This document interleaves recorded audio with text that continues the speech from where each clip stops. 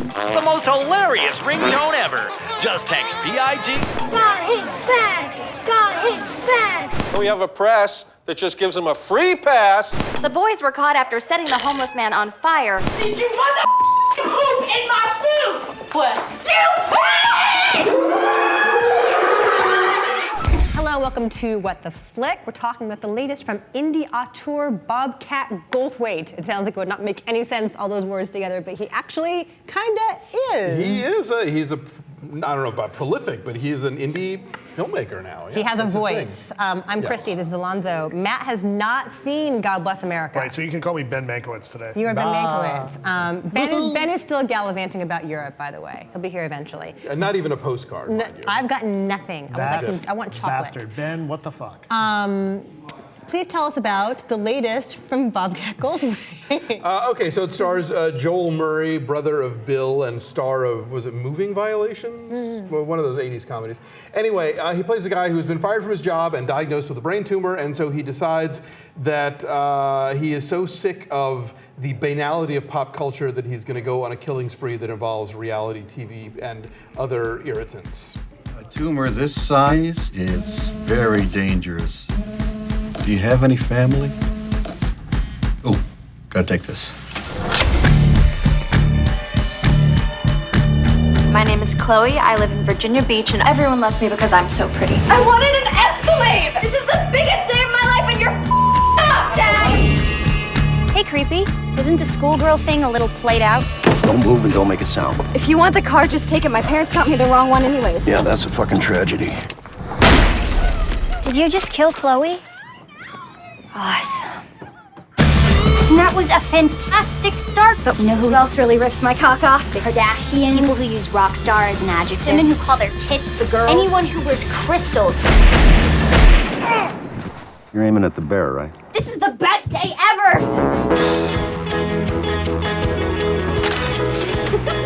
Frank, don't. Let me. I'm recording this.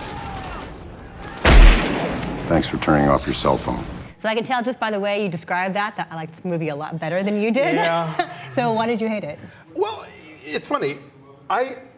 For the most part, I actually agree with most of what Goldthwait is saying in this movie, that yes, pop culture is gotten excessively moronic, and you know the powerful make their money by ganging up on the weak and all that kind of stuff. And even though I agree with what this movie is saying, I found it incredibly tedious. Like there are at least 3 or 4 times where everything just stops for this speech that Joel Murray gives, of different speeches about how, like, why American Idol is crap, or why, you know, reality TV is, you know, ruining America, or why kids need to get off the Twitter, and in my day the phones were on the wall and they didn't have a camera in them, and it's like, And get off my lawn. Totally, it's so grumpy old man, and it's like, okay, yes, you have a point, but you know, and I find the targeting in this movie kind of misguided. It's like, you know, I mean, for one thing, how long has this thing been on the shelf? Because its big targets seem to be William Hung and My Super Sweet 16,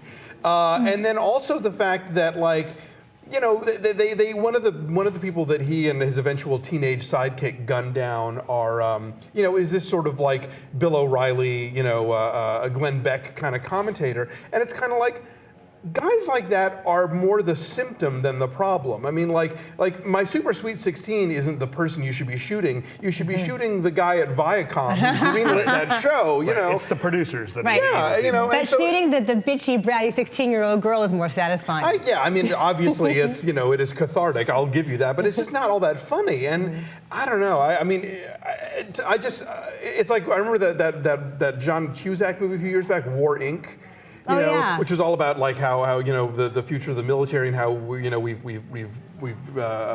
outsourced everything, and you know there's too many private contractors, blah blah. And again, I agreed with everything he was saying, and it was still like, this movie's not funny. Right, but I found that I also agree with everything he's saying, but this is not as heavy-handed as something like War Inc. And a lot of that has to do with Joel Murray's performance and the fact that his rants are really pretty reasonable, and they're not really rants. I mean, yes, They are very ranty. No, but he's right, and he's doing it in sort of a low-key kind of way. Like, he's not crazy, he's not unhinged, and so it's much easier, I think, to relate to what he's saying and agree with it. He's doing the best that he can with the way that it's written. I blame the writing more than the acting, because it's like Bobcat wrote it too. Yeah, he did. It's like I saw the original cut of Kevin Smith's Red State at Sundance, and in the first act of that movie, or the beginning of the second act, the preacher character played by Michael Parks has a sermon that lasts like 20 minutes, and it's kind of like, you know what, this is interesting, and he's a really good actor, but this is too long. You are stopping the movie dead in its tracks.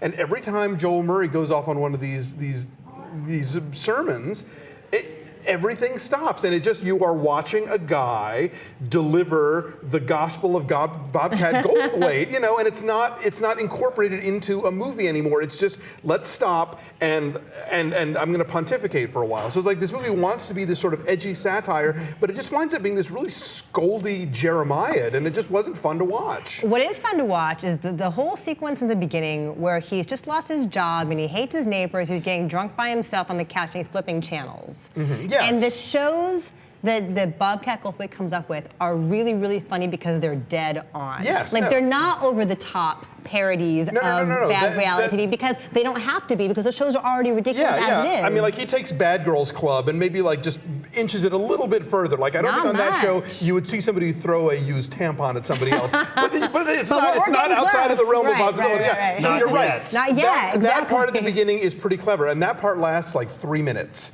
And then the rest of the movie is Joel Murray going on and on about,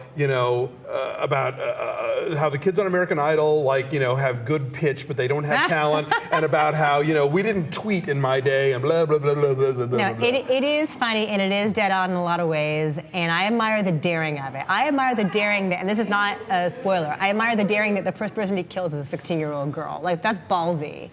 And that's a filmmaker who does not want to be liked. And I admire that. That moment did surprise me. And again, it's like, I agree with so much of what he's saying here. I mean, yes, he's right.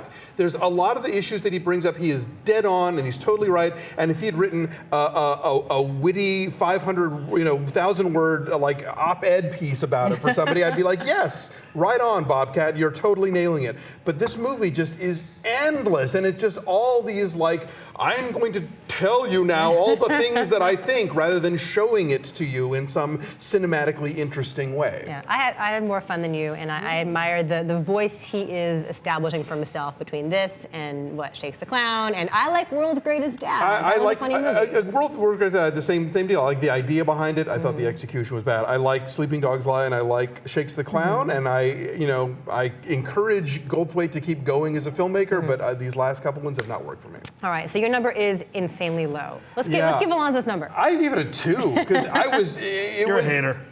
No, look. Of this movie, I am. Why do you even watch Because movies? 20 minutes in, I was like, oh my God, is this ever going to end? And it just got more so from that point on. I admire the thing with him and the teenage girl does not necessarily go in directions that you might expect it to. No, that's handled well, and I like the fact that they do kill people who text and talk in movie theaters. That is they one have of it the coming. best scenes. You know that when this plays at the draft house, the Alamo Draft House, that everyone's gonna go, yeah, bitches. Okay, I give it a 6.5. So our number is a 4.3.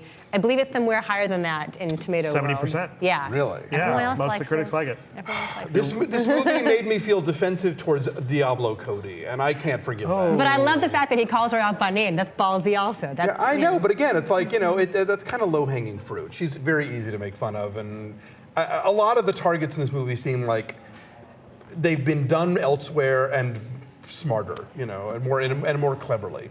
Well, you can decide for yourself right this very instant, because God Bless America is playing on video on demand, also on HDNet Movies, but it's going to be out in actual theaters Friday. If you like fun, go see it. Bye.